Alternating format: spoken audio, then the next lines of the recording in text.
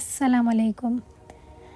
Paris کی گلیاں شام کی گہرائی میں ڈوب رہی تھیں۔ چاند کی روشنی میں شہر کا حسن بکھرا ہوا تھا، مگر ایک مخصوص گلی میں ایک عجیب سا سکوت چھایا ہوا تھا۔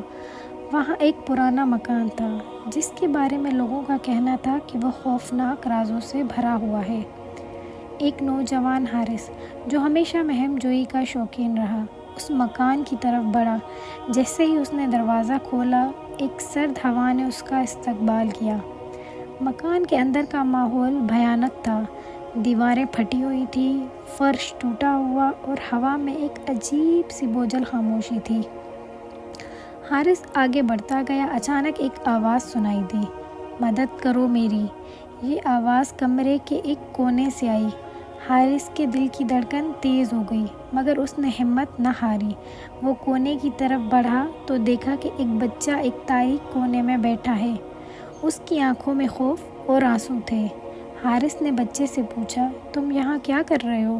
بچے نے جواب دیا، "مجھے یہاں قید کیا گیا ہے۔" حارث نے فوراً بچے کی مدد کرنے کا فیصلہ کیا۔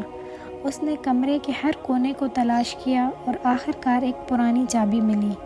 چابی سے دروازہ کھولتے ہی بچہ حارث کا ہاتھ تھامے باہر بھاگا۔